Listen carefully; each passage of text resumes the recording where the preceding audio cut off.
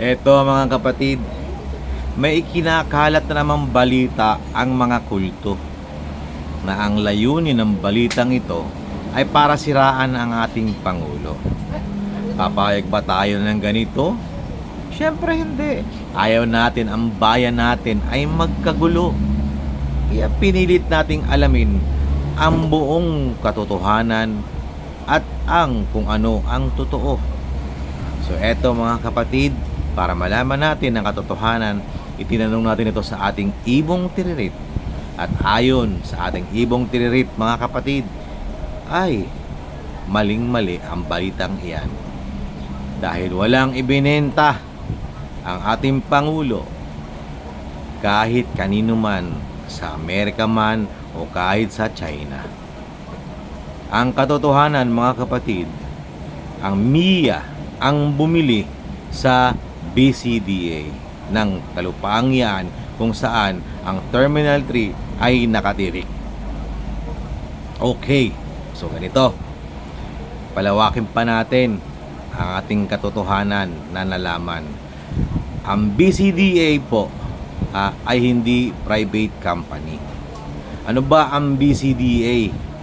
Ang BCDA ay ang Bases Conversion Development Authority. Yan. Hindi po yan private company. Yan po ay under ng DOTR na siyang under din ng Office of the President. Okay, so malinaw po yan ha. Ganon din ang MIA. Ang MIA ay hindi po private company. Yan din po ay government-owned company or corporation. Parang BCDA din, no? Ang MIA ay ang Manila International Airport Authority under ng DOTR, na ang DOTR naman ay under ng Office of the President.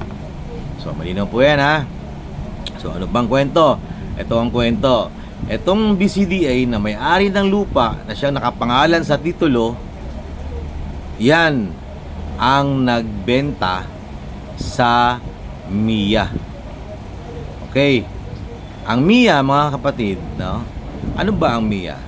Dahil nga ang BCDA ang nagmamay-ari ng kalupaan na yan, ang MIA mga kapatid sa mahabang panahon ay umuupa lamang sa BCDA.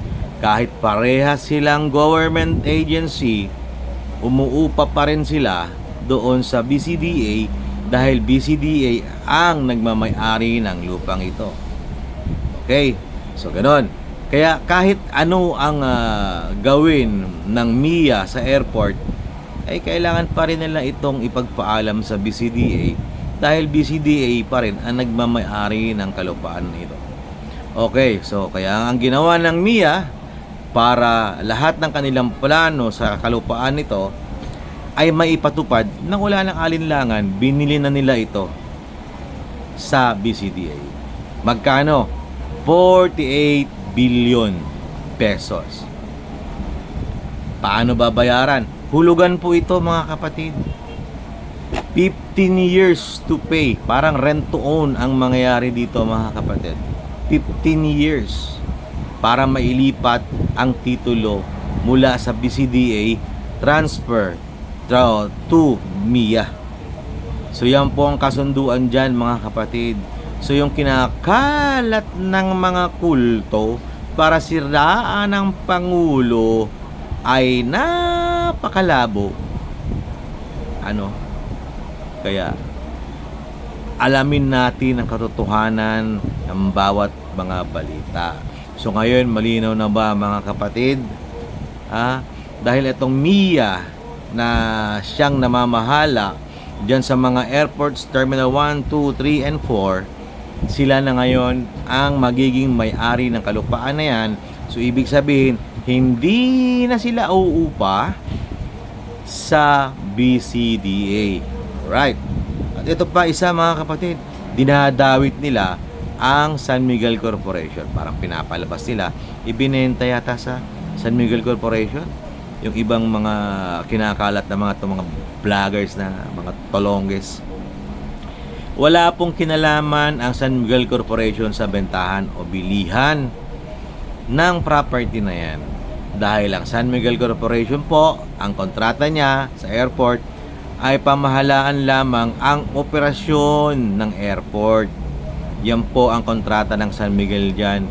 Walang kinalaman yan sa bentahan at bilihan dahil agency to agency, government-owned corporation po ang namamahala dyan. Ano po, wala pong kinalaman ang San Miguel Corporation. So sana ito yung naging malinaw, para hindi na po tayo nabibiktima ng mga fake news. So sana ito ikalat po natin nang sa ganun walang mabiktima ating mga kababayan. Siyempre lugi sila napanood yung video ito na pinaliwanag natin, pero yung iba hindi napapanood, mabibiktima sila. Baka mamaya ay mabihag sila ng mga paninira sa ating Pangulo. So sana ikalat natin ito mga kapatid. Maraming salamat, hanggang sa muli.